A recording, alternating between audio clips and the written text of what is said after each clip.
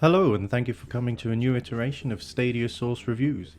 My name's Adam and I'll be reviewing the Turing test. So without further ado, let's get stuck in. The Turing test is a first-person puzzle game developed by Bulkhead Interactive. Originally released for PlayStation 4, Xbox One and PC in August 2016, it joined Stadia in May 2020. This title scores well on Steam and Metacritic, receiving an average of 9 out of 10 and 76 out of 100 respectively. In terms of gameplay, the Turing test starts off in a space station orbiting Europa, Jupiter's largest moon. You play as Ava Turing, one of the research teams sent to Europa, and you're awoken by the technical operations machine, Tom, the ship's AI, and tasked with helping him locate the crew of the surface base. However, there are a series of tests you must pass first, and Tom believes these tests to be Turing tests, specifically designed to prevent him from locating the team. There's a wide variety of puzzles, with some utilising logic gates and/or XOR, etc., and others where you just need to figure out which power source to bring with you and which to leave. You're given a special tool akin to the portal gun which can absorb and fire the energy balls from a distance. Some of these energy balls work intermittently and others are locked inside a battery which must be held and manually placed inside the nodes. These energy balls are used to open doors, power magnets, activate moving floors and many other functions, ultimately getting you towards your final goal. In terms of utilising Stadia, the Turing test doesn't make full use of the immense power available. At time of writing, the maximum resolution and frame rate are unknown, though we have reached out to Bulkhead Interactive to see if they can provide that information. Loading times are simply incredible, taking an average of 21 seconds to reach the main menu and a further 6 seconds to load a save game. There's no heads-up display on the Turing test, so whilst this game is playable on a mobile phone, it may not be the best place to experience it. My experience of the Turing test was that I managed to complete it a lot quicker than I'd expected and hoped.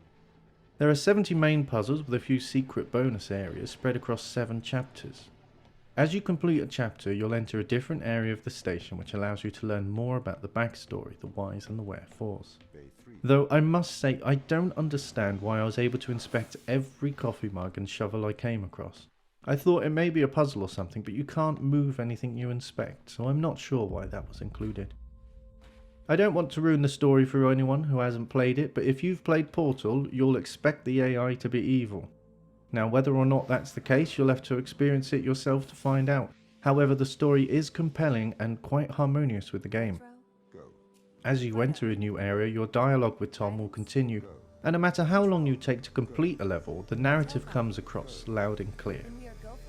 In terms of puzzle difficulty, I would say I've played more challenging games before, and quickly caught on that I would need this particular object to come with me, and to leave another one behind. This translated into having a plan before fully exploring the puzzle, and more often than not I completed the task before I was able to appreciate it. If I were to rate the maximum difficulty for the Turing test in the same way as Sudoku, it would be intermediate or advanced. I will admit that I needed to watch a tutorial on YouTube for 2 puzzles, but one of which was necessary because I don't know Boolean symbology and the game offered no hints. Before entering a new chamber, the game presents a screen which is a visual representation of your completion. I have mixed feelings towards this.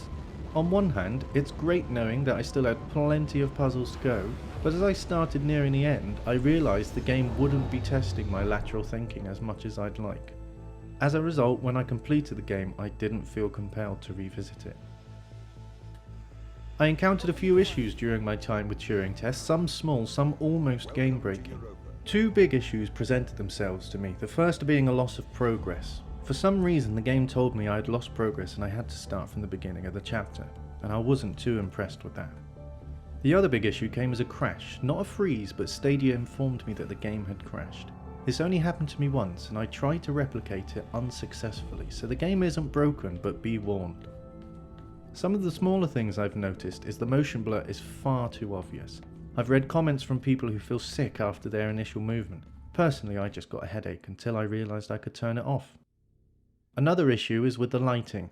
Now this could be related to HDR, but when you walk close to a light source, everything gets incredibly dark, which is very strange.